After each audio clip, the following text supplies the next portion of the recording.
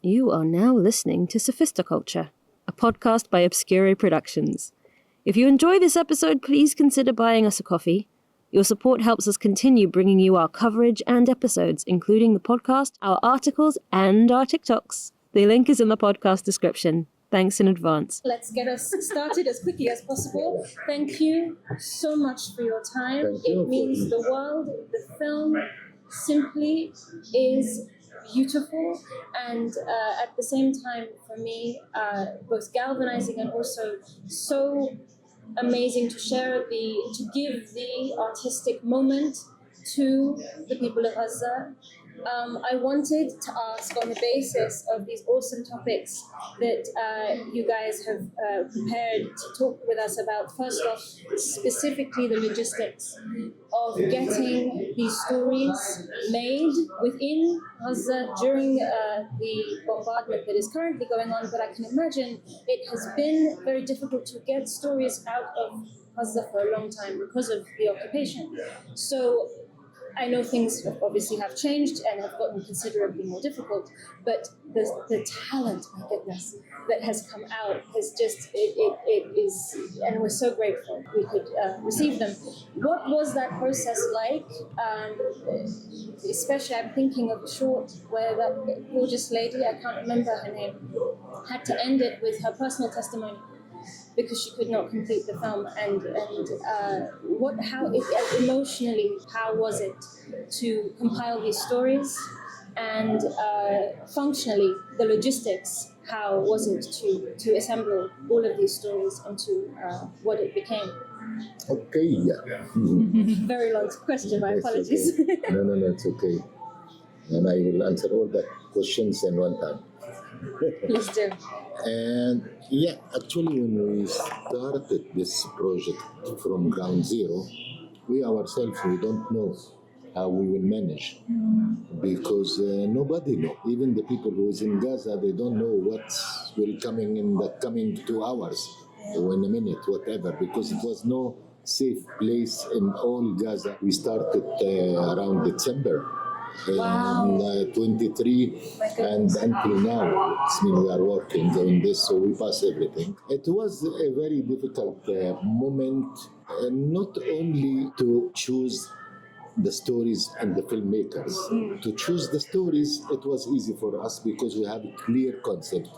We want to go for the untold stories. Yes. Far from the news, far from any reportage, Yes. far from political analysis or complaining and all this. We want personal stories from people who has this experience. This was the direction to collect the stories. You feel it's very that. To select the filmmakers, we need people, even if he or she they made their own first film, but they must be talent, they must think cinema, they must cooperate with us because this was also a workshop, this was also training for them. Yes. To deal with cinema, to build up story, to make drama, to go for the unusual, because what I wanted from this project in the beginning, I know that filmmakers must make cinema. Yes. And this is what will keep this project going on, go far with different festivals, broadcast, televisions. You know that from ground zero, it's also will represent Palestine for the Oscar. Indeed. Yeah. Congratulations. Thank you. So it was these moments that we based on electricity to communicate, because once you have electricity, then you have internet. Yes. Then we can talk. Sometimes for days. Yeah. We cannot contact nobody, we cannot get material out of Gaza, we cannot plan anything. And sometimes for days with internet, we need to be awake 24 hours a day, to use every minute of internet to upload material, which is weak internet. It takes a lot of time. I can imagine. Yeah, to upload the material out of Gaza. all the time the filmmakers and the families and the people who work with them, they need to move from one place to another. They lose people during all this process. Some they could not finish the films, some the script changed during the filmmaking because the life interfered and changed the reality, especially with the documentaries. So we were patient. We know where we are going and what we want to do, let's say. Emotionally, we were completely involved because even people that I know before the war, I'm from Gaza. Yes, yes. Yeah, and people I don't know, they become also kind of friends and family. And even when they finish the films, you care about what they are doing, where they are, how continue the life. It was a big part after finishing the shooting, which is the part of editing, the part of making color correction, editing the sound. We have a lot of sound problems. I can imagine the droning. And to raise the quality to make it possible that this film will be shown in the big festivals, in the big screen with big audience. Always we thought we want films to satisfy the audience, the filmmakers, the critics. I mean, because I believe this will make the project live for a long time, not because of the political situation and the war, because the cinema value inside this project. Yes, I could not agree more with the logic of that decision, and I have to say, in my opinion, that was definitely achieved. That this was made in the middle of this conflict, the talent of the storytelling, and then of course I'm sure work done, like you said, in sound and so on, when you came to put it all together afterwards. And I'm imagining that logistical situation, you were as much maybe directing and producing the films as the actual filmmakers on the ground, because there's only so much maybe they were even able to do on the ground. Because we know the situation and we know we are going to pass through very difficult post-production, we also select a very special and professional team to make the rough cut, to make the sound editing, the sound mixing, to make the design, to make the subtitling for different languages. And also people also was engaged, not only working, they want to participate, they want to do something, they want to share also with us and with the filmmakers from Gaza all these stories. I have to speak to the I noticed a theme throughout all of the shorts, maybe not so much the documentaries, but the fiction, and also some of the documentaries, the including of the children, aside from making me cry a lot, reminded me that this storytelling became a very communal. There was no ego, it was anybody and everybody that they could get involved in making their films. And again, the talent, some of these children. And I want to talk because there was a short where we follow Soul Band, and I thought the filmmaker's attitude of no, this is not happening, we are not going to fall to despair, was, I think, a perspective we don't often have in times of crisis like this, because I think it's a lot of, this is an terrible, and I really, really identify with the idea of taking it away from the political context, because I feel that was how I have been interacting with the situation since October 7th. It has been the news, the politics, the talking of the politics, the talking of the situation to one another, working out what's right to say, what's wrong to say, and in that you lose the daily life, the 24 hours of people within Gaza on the ground washing their children and making art still. And it was just so brilliant to watch. And speaking of mothers washing their children, I thought that was one of the most powerful shorts. No dialogue, just the recycling. Yeah, brilliant short. The role of women within Gaza and so many women filmmakers within the film.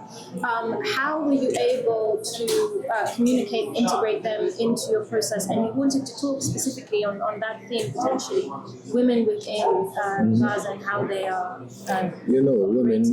Women, they are half of the population in Gaza, and kids, they are more than 60% because in Gaza they are big families, and the average is maybe 60% below 16 years old. So it was natural that this situation will find its way inside the films.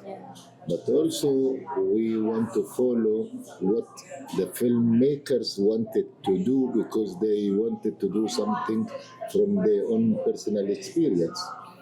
If I take example, the film you mentioned by a woman called Hana Lewa, she made a film called No. Yes. This is with the music.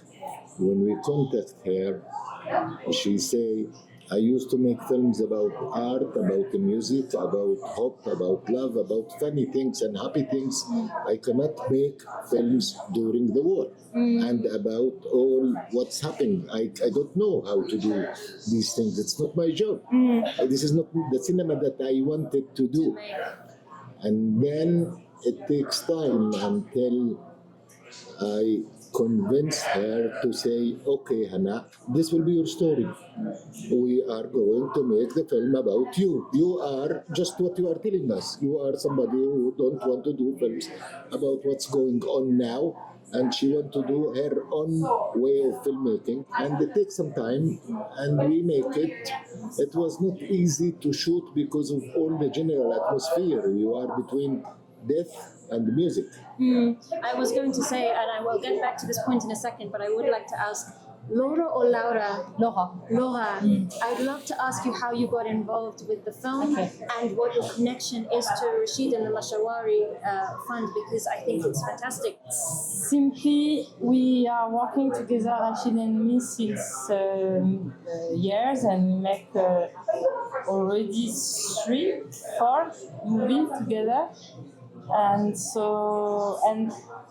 the 7th October, we were in the post-production room for his next feature film, and this happened, and so it was a really complicated, difficult time, as he said, his family and all his relatives and his childhood who is in Gaza. So the idea to create the fund come quickly to Rashid, and then we have this idea of to have shorts to tell the stories, the untold story, and it went in a way, I want to say naturally, because when we were talking to people who now are involved, they immediately like the project and want to be part and to manage all this untold story to come.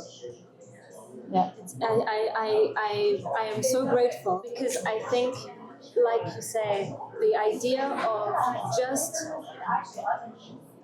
taking the medium of cinema, doing it correctly, doing it right, and having the stories be complete, well-made stories, the impact of that is immeasurable. The way that can change people's perception, and I think for me, especially, as I said, I came to it from the political point of view. I'm Sudanese in origin, so we have always been it's Free Palestine, period. And so October 7th hits, and immediately I go into mental mode, not even arguing, debate mode, defense mode, protecting mode. And this film reminded me of my people, my artist people, my artist community. Like in that moment, to be able to go in and say, even in this situation, step up to the plate, step up to the whiteboard, give us what you have to say. I think you are doing something of immeasurable value. So I would ask, just because I don't want to keep you too long, is there a short that you really wanted to add to this documentary that you were either unable to add, or you ended up cutting for time or something, and what was that story? Because I think the mandate, like you said, very clear, and everybody fulfilled that mandate of these untold stories. And also, what is next, I'm assuming, is the feature, and what is that story, and how can we get involved in watching and seeing it? Yeah, I think we have some stories It was not possible to be made. After they come to us with an idea and we accept these ideas and this untold stories, it's not told until now. I can give you quick 3 examples, very quick. Please. Yeah, one of the stories called Looking for Zatar. Zatar, it's the name of a cat. Oh, nice. Yes, it's someone who was living with his cat for 3 months and they were alone in a building without electricity, without internet, and they were sharing everything. They were sharing food, sharing tea, they were eating biscuit together, eating chocolate, whatever exists, they were share with the cat because 2 small girls, the daughters of his sisters, the owners of the cat, let the cat with him before they move to be refugees in another area in Gaza. One time, a mosque next to his house was bombed, and then they have to free and run away. He lost the cat, and his idea was, I wanted to make a short film. I'm going to look for Zatar between the buildings, between the people, to ask for the people. We did not make Looking for Zatar. There's another 2 stories. It's a pregnant woman who is going to give birth, to give a baby. And the place was full of death, everywhere, death. And she want to bring life, but nobody have time for her. Even in the hospital, she cannot find a corridor to get birth, not a bed or a doctor or a clinic or no. I talk about February 24. This was the timing where we were supposed all the to meet. hospitals, everybody was moving in and in. Yeah, and this film was not made because she got the baby. She's a filmmaker, and she was pregnant, and she want to give birth, and she want to document this because she don't know where to go, how to go, who to deal, and she want to make 3-4 minutes film about that. It did not happen. She got the baby, they need to move, they lose people from the family. It was not possible. And the third and the last an example I can give you for the untold stories who has not been told. Yeah, it's about, the kids there are collecting cartons, wood, anything just to make fire. Because no electricity, no benzene. Yeah, to make fire, to cook, to warm water for wash, whatever.